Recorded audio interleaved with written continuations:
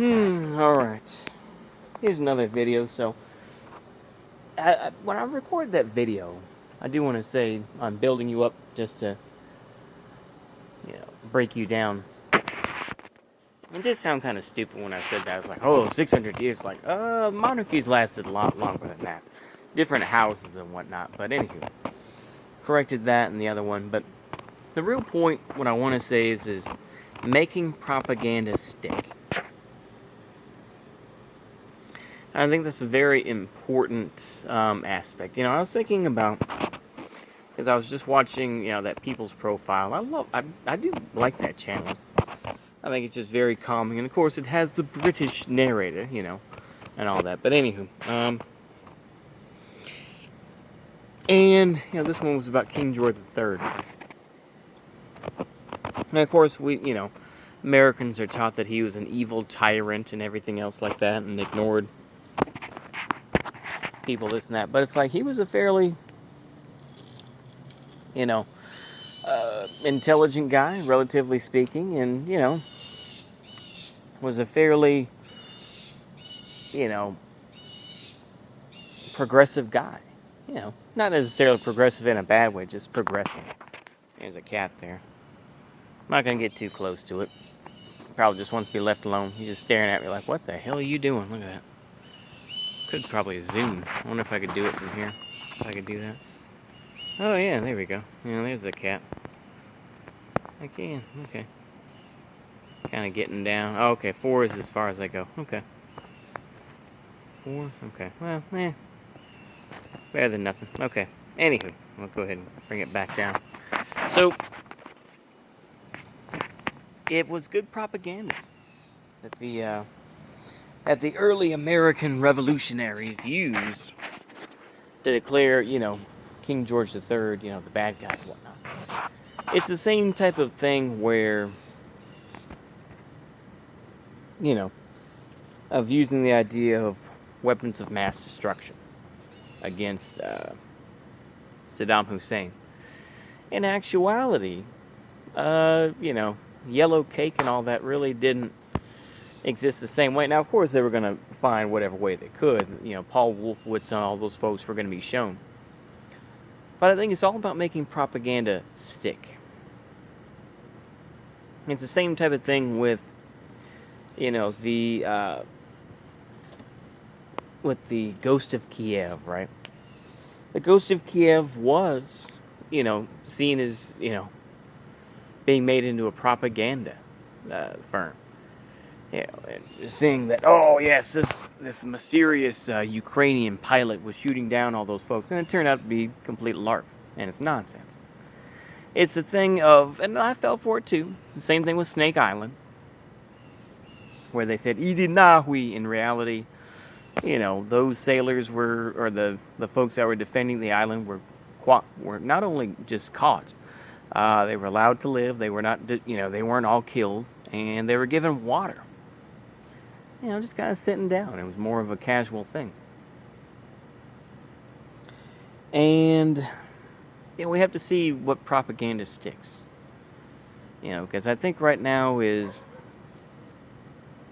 all it is just like, ha ha ha ha, the Russians, ha ha ha, they lost all their best equipment. It's all captured by the Ukrainians now, ha ha ha ha, ha ha ha ha.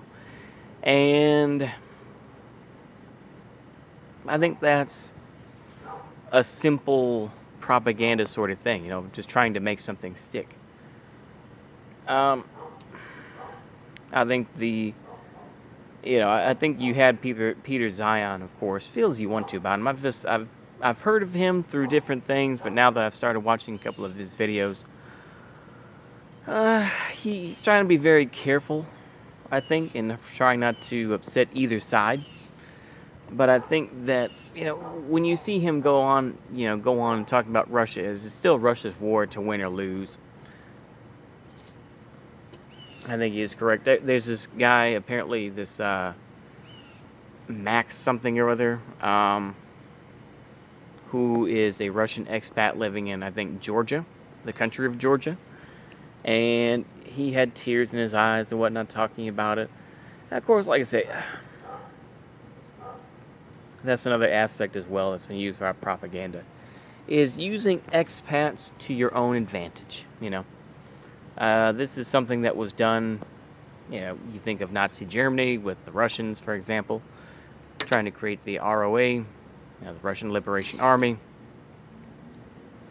And even with, you could say Colonel Alexander Vindman, of course, who was going after Trump, and of course, Ukrainian as well. So, of course, I really haven't seen him as much. I think Vindman's kind of disappeared from the scene, at least as far as I know.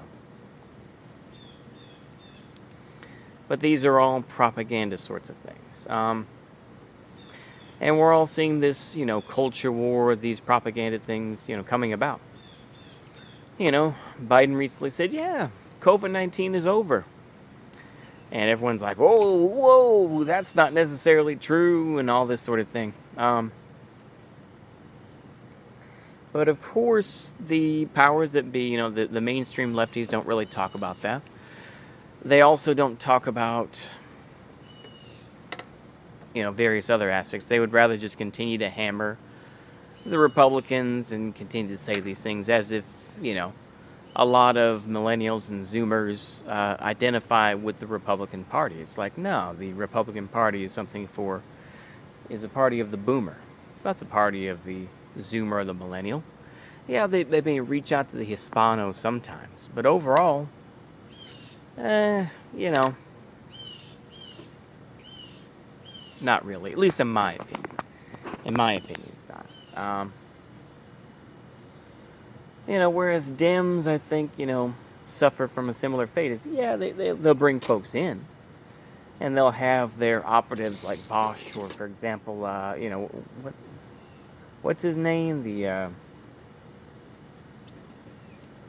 I genuinely can't think of it because I genuinely try not to give these people that much credit, but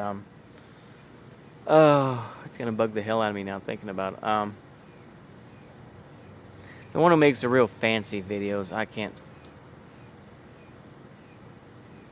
ContraPoints, that's it, ContraPoints.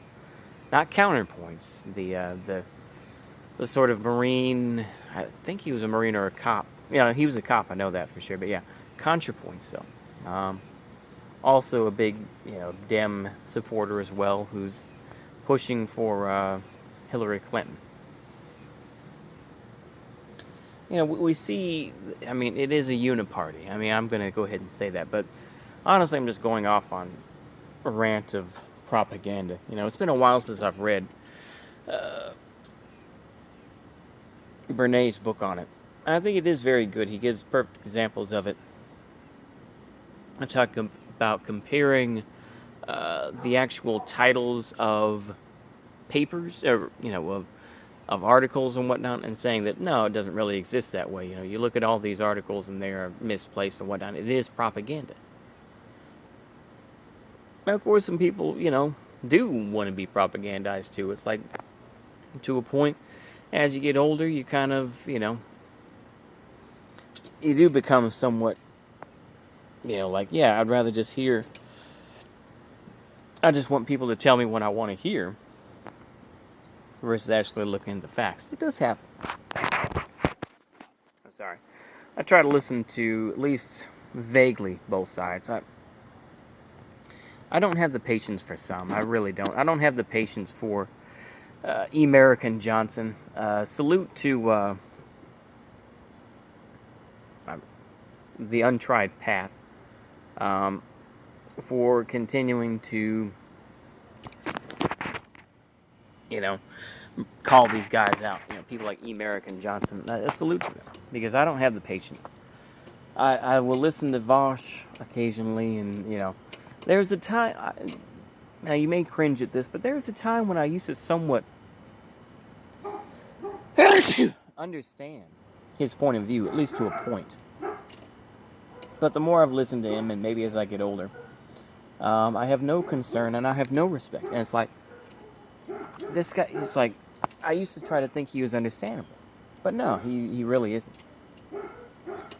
He's someone who pushes for constant progress, the idea of, we need to, it's all just science fiction sort of stuff. Just like, oh, well, the trains and efficiency and all that sort of thing. And His atheism has come out more and more. Um, while he will be like, well, we shouldn't persecute religious people. And it's just like, you don't have any say over that. But anyway, um, the propaganda war, the culture war continues on, and ordinary people are left in between. I think a lot of us at this point are just basically waiting for any sort of lip service from a politician. It's like, I don't care for Biden, but if he's going to reduce my student loan payments by $20,000, I'm going to be like, yeah, I'm going to take it. Hell yeah, bro. That way I don't have that hanging over my head. Absolutely. Thank you. You know, it doesn't mean I'm going to vote for you. But that's all we can get in today's world. It's just like a reduction in debt and maybe a little handout here and there to make it a little bit easier. And that's really all you can get in today's world. It's like it's going to continue to suck. Things are going to continue to be less and less. And, you know, increasingly I think that places that are outside of big cities, and I'm talking like Los Angeles, New York, Dallas, Fort Worth, Austin, Houston, etc., etc. Like I said, you can go ahead and name other ones. But outside of that, these are going to be outposts that are going to be left to their own devices, I think. Yeah, there's still a need to try and keep these places up and whatnot. But, you know, the McDonald's, the Lowe's, the Walmart, the Home Depots, which in many ways are just seen as standard, you know, everyday things at this point that are basically like the British East India Company, you know, in India itself or something, or in South Africa, for example. You know, probably more so Walmart, especially in like China and places like that. As far as I know, that's the only real big place, or KFC or McDonald's. You know, obviously McDonald's is the true imperial. You know, it is the Dutch East India Company, because of course it is ran by Brits. As far as I know, I think that's still the case. Is that McDonald's as a corporation is owned by a British firm. But anyway, honestly, I'm just ranting at this point. But seeing what sticks in propaganda is very difficult. And I think that all the sides are just really just kind of stuck in their own little worlds, and we're just waiting for somebody new to kind of stir things up. Trump was seen as that person who stirred things up. And he still does. But I think in a different way. And it's just like now, just anything else gets boring. It becomes a shtick. You know? It's like Beto O'Rourke certainly is not it. It's like people will not waste that much time on that guy. It's like he's very boring. He's a boring guy. He just looks like a dweeby guy who just kind of non-threatening, I'm wearing my Oxford shirt sort of thing, and just kind of blasé. It's like I've seen his videos where it's like with his wife and kids or something like that. He's just a very boring guy. And he's just such a milquetoast. It's just boring.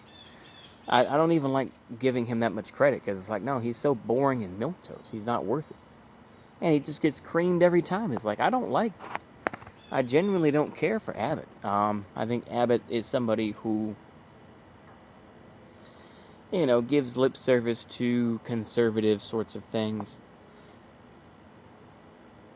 But ultimately, it's like he'll take advantage of the system just like anyone else, He's still getting payments for the fact that he's in a wheelchair because he was running during a rainstorm down in Houston. And a tree fell on him, or tree limb, and he's still getting settlement money from that. I mean, don't hate the player, hate the game, obviously, but it's like, I don't find him that intriguing in person. It's like, he's not that engaging. There's not really a good, barn burner out there. There's no real barn burner politician. You know, and when that barn burner politician comes out, are we ready? That's the whole thing. You know, people generally speaking don't like the populist, you know, especially, you know, establishment folks. They don't really care for that. They'd rather just have somebody that's boring. Well, it's like AOC is not a barn burner and largely has become part of the system. Um, you know, that's the whole thing. Trump is the closest thing we have. DeSantis tries to take up that torch, but I don't think he quite has it. Feels you want about DeSantis. I've seen little bits here and there. It's like I can see shines of it, but I feel like it's not in the same way. You know, he doesn't have the same brashness. But we'll see what happens. I mean, you know, people think somehow that this system can be saved. I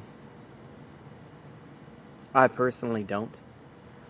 We're on this decline regardless of what happens. You can go ahead and call it my Asian century and whatnot. I don't necessarily think that's the case either. I'll see where it goes. I mean, here we are in 2022, and it's just like, yeah, China is the largest economy in the world. Okay, absolutely. But is the Chinese yuan recognized as an international currency? No. They don't even like, you know, they don't even like millionaires taking their money out of the country. So no, I don't know. I've had my time as a China boo, as a Russia boo, and now I'm somewhat kind of a British boo now. I mean, I think it's interesting, the evolution of it, but because I do have more of a respect for, you know, the British monarchy and whatnot, realizing that it's like, yeah, it was brutal, this and that, but it's like, you know, watching King George III's little biography video about it, I was like, oh, he wasn't as bad as I thought. Anyway, honestly, I'm just ranting at this point and just kind of, if you need something to do for about 17 minutes or so, enjoy. But yeah, I will take up that offer if you want to come by and landscape, because, you know, this weather, this 100-degree weather, this 90-plus degree weather, has not been good on the lawn, as you can see. Other than that, but that's the clean out right there for the house. And so it leaks, it pops up, and, you know, you'll see. That's why it's so massive, because, yeah. So, other than that, most of the grass from the last time it rained is kind of already dying off because of the heat. Probably not until October. And of course, by then, the grass will be dead just from cold instead of heat. So, and no rain. It will just be cold and miserable. Just a cold wind blowing through. Anyway, I think that's all I got. See you later. Goodbye.